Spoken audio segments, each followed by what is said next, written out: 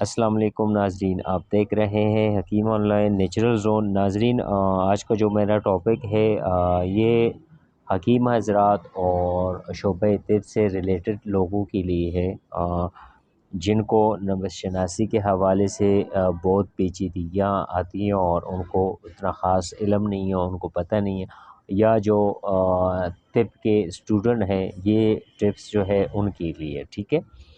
ناظرین، نبض دیکھنے کا آسان طریقہ اور صحت والی نبضوں کی پہچان اور علاج، اس کو میں نے ہیڈنگ دی ہے، نام دی ہے ٹھیک ہے۔ جہاں پر کلائی کی ہڈی ختم ہوتی ہے وہاں سے آپ نے اپنی 4 انگلیاں بالکل برابر رکھنی ہیں اور آپ شہادت والی انگلی انگوٹھے کی طرف ہو۔ اب جس انگلی پر نبض کا پہلا احساس ہوگا وہی آپ کی نبض شمار ہوگی اور اسی کے مطابق آپ اپنا یا کسی کا علاج معالجہ کریں گے تو آپ کو ضرور کامیابی انشاءاللہ ملے گی ٹھیک ہے۔ مثلا نمبر 1، مثلا اگر آپ نے 4 انگلیاں جب کلائی پر رکھیں، اگر کچھ محسوس نہ ہو تو آپ آہستہ آہستہ دباؤ دینا سٹارٹ کر دیں۔ یہ نبض بالکل نیچے محسوس ہوگی، یہ نبض اعصابی غدی یعنی ترگرم یا خام بلغم نبض ہے۔ 2، اس کے بعد ہم آتے ہیں اعصابی غضلاتی یعنی خشک سرد یا پختہ بلغم کی طرف سے۔ یہ نبض پہلی انگلی پر بغیر دباؤ دینے پر بالکل اوپر ہی محسوس ہوگی۔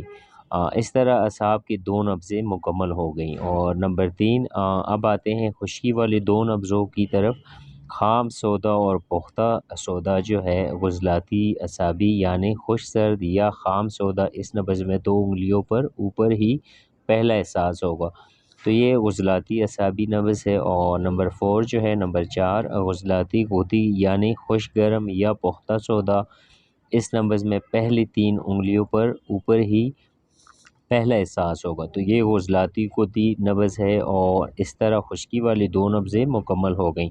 5، گرمی والی 2 نبضوں کی طرف۔ خام صفرا اور پختہ صفرا غدی غضلاتی یعنی گرم خشک یا خام صفرا یعنی نبض 4 انگلی پر ہلکا سا دباؤ دینے پر محسوس ہوگی یعنی درمیان میں محسوس ہوگی تو یہ غدی غضلاتی نبض ہے۔ اور نمبر 6، غدی اعصابی یعنی گرم تر یا پختہ صفرا یا نبض درمیان والی 2 انگلیوں پر پہلا احساس ہوگا یعنی شہادت والی انگلی پر بھی یہ محسوس نہیں ہوگی اور یہ چھوٹی پر بھی محسوس نہیں ہوگی، صرف درمیان والی 2 انگلیوں پر ہی محسوس ہوگی۔ اس طرح گرمی والی 2 نبضیں مکمل ہو گئیں ٹھیک ہے۔ ناظرین، اگر ہم اس ترتیب کو مد نظر رکھیں تو علاج معالجے میں کبھی ناکام نہیں ہوں گے ٹھیک ہے جی۔ اگر نبض کبھی پن میں ہے تو یہ مرض کا پہلا درجہ ہے۔ پہلے درجے کی ابتدا لذت اور انتہا حبس ہے۔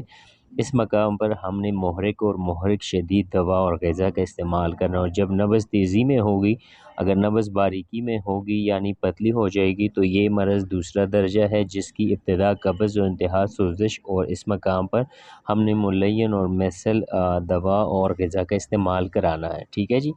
جب دوسرا درجے کے مقام پر بھی مریض کا علاج معالجہ نہ ہو تو مریض تیسرے درجے میں داخل ہو جائے گا اور نبض میں ضعف آ جائے گا جس کی ابتدا اور ورم انتہا ضعف ہے۔ اس مقام پر ہم نے اکسیر اور مقوی ادویات کا استعمال کرنا ہے۔ یاد رکھیں ہر اکسیر دوا زہر ہے، اس کا استعمال انتہائی سوچ سمجھ کر کرنا چاہیے۔ چند خوراکیں اور قلیل عرصے کے لیے دینی چاہیے۔ مقویات کا استعمال دیر تک کیا جا سکتا ہے، اس سے فائدہ ہوگا نقصان نہیں ٹھیک ہے جی۔ تو ناظرین، اگر نبض پہلے درجے میں یعنی کبھی پن میں ہے تو صرف اگلی نبض کو تحریک دینی ہے۔ مثلا غضلاتی غدی نبض اگر کبھی پن میں ہے تو ہم نے غدی غضلاتی نبض کو ہی تحریک دینی ہے۔ ناظرین، جیسا کہ میں نے اوپر ذکر کیا ہے، غذا بھی محرک شدید ملین اور میسل ہونی چاہیے، اور اس کی وضاحت مندرجہ ذیل جو ہے وہ میں بتاؤں گا آپ کو۔ کوئی بھی چیز اگر آگ پر بھون کر پکائیں گے تو یہ غذا محرک کا درجہ رکھتی ہے۔ مثلا گوشت کو اگر آگ پر بھون کر پکائیں گے تو یہ محرک ہے، اور اگر اسی گوشت کو سالن میں بھون کر بغیر شوربے کے پکائیں تو یہ شدید کا درجہ رکھے گی، اور اسی گوشت کا شوربہ بنا دیں تو یہ ملین کا درجہ رکھے گی ٹھیک ہے جی۔ اور اگر اسی گوشت کی یخنی بنا دیں اور گوشت بالکل گل جائے تو سوپ کی شکل اختیار کر لے تو یہ میسل درجہ رکھتا ہے۔ کوئی بھی غذا اکسیر اور مقوی نہیں ہے، تمام پل اور بیج مقویات کا درجہ رکھتی ہے۔ علاج 6 اعصابی غدی چھوٹے بچے کی صحت والی نبض دودھ کا زمانہ شہادت کی والی انگلی جو ہے اس پر دباؤ دینے سے محسوس ہوگی۔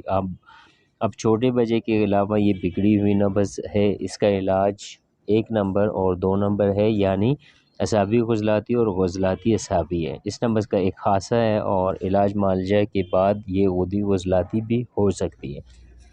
تو ناظرین، بوجہ ارتقائی صورت اور اگر مکمل اعصابی غدی عضلاتی ہے تو پھر اعصابی عضلاتی سے عضلاتی اعصابی تک جا سکتی ہے۔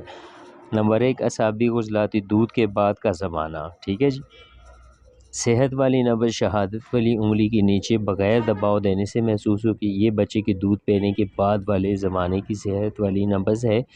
اس کے علاوہ یہ بگڑی ہوئی نبض ہے، اس کا علاج 2 نمبر اور 3 نمبر ہے، یعنی عضلاتی اعصابی سے عضلاتی غدی ہے، اور جب نبض ورمی ہو جائے گا تو یعنی ارتقائی طور پر آگے چلی جائے۔ اس کی پہچان یہ ہے کہ نبض جو ہے وہ باریک ہو جاتی ہے، اور اسی صورت میں 3-4 نمبر یعنی عضلاتی غدی عضلاتی اور ادویات اور خوراک کا استعمال کرنا ہے۔ نمبر 2، عضلاتی اعصابی بڑھاپے کے 5 سال سے بالغ ہونے تک صحت والی نبض 2 انگلیوں پر اوپر محسوس ہوگی، 60 تا 65 سال کا عمر کا جو زمانہ ہے۔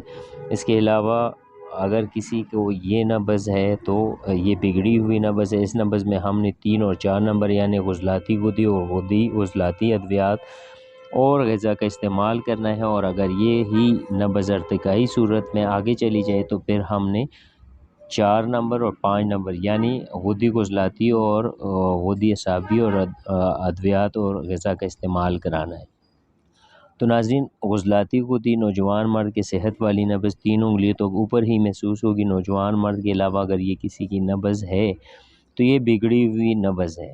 اس کا علاج ہم نے 4 اور 5 نمبر یعنی غدی عضلاتی اور غدی اعصابی ادویات اور غذا سے کرنا ہے، اور اگر یہی نبض ارتقائی صورت میں آگے چلی جائے تو پھر اس کا علاج 5 نمبر اور 6 نمبر یعنی غدی اعصابی اور اعصابی غدی ادویات اور غذا کا استعمال کرانا ہے۔ ناظرین، 4 نمبر غدی عضلاتی نوجوان عورت کی صحت والی نبض 4 انگلی تو ہلکا دباؤ سے محسوس ہوگی۔ یہ نبض نوجوان عورت کی صحت والی نبض ہے، اور اس کے علاوہ یہ بگڑی ہوئی نبض ہے۔ اس کا علاج 5 اور 6 نمبر یعنی غدی اعصابی اور اعصابی غدی ادویات اور غذا کا استعمال کرانا ہے، اور اگر یہی نبض ارتقائی صورت میں آگے چلی جائے تو اس کا علاج 6 نمبر ہے اور 1 نمبر یعنی اعصابی غدی اور اعصابی عضلاتی ادویات اور غذا کا استعمال کرنا ہے۔ ناظرین، 5 غدی اعصابی زمانہ حیض اور زمانہ ولادت صحت والی نبض درمیان والی 2 انگلیوں کے نیچے محسوس ہوگی، اور یہ نبض عورت کی زمانہ حیض اور زمانہ ولادت کی صحت والی نبض ہے۔ اس کے علاوہ یہ بگڑی ہوئی نبض ہے، اور اس کا علاج 6 نمبر اور 1 نمبر یعنی اعصابی غدی اور اعصابی عضلاتی ادویات اور غذا سے کرنا ہے، اور اگر ارتقائی صورت میں آگے چلی جائے تو پھر اس کا علاج 1 اور 2 نمبر یعنی اعصابی عضلاتی اور عضلاتی اعصابی ادویات سے غذا سے کرنا ہے۔ ٹھیک ہے جی، تحریک، تسکین اور تحلیل پر غور و فکر ضرور کریں۔ ہم نے تسکین والے مقام کو ادویات اور غذا سے تحریک دینی ہے۔ نبض بگڑنے کی 2 ہی صورتیں، یا تو وہ صحت والے مقام سے آگے جائے گی یا پھر صحت والے مقام سے پیچھے رہ جائے گی۔ ان 2 ہی صورتوں میں ایک ہی وجہ سے بیماری ہے۔ جب نبض اپنے صحت والے مقام پر آئے گی تو تمام بیماریاں خود بخود ختم ہو جائیں گی۔ اس لیے مزاج کو سمجھنا بہت ضروری ہے۔ اگر مزاج کو سمجھ کر دال بھی کھائیں گے تو وہ سونا ہے، اور مزاج کو سمجھنے بغیر سونے جیسی چیز بھی کھائیں گے تو وہ زہر ہے۔ تو ناظرین، آج کا جو میرا ٹاپک ہے اختتام ہوا جاتا ہے۔ اپنا بہت سارا خاص خیال رکھے گا۔ اللہ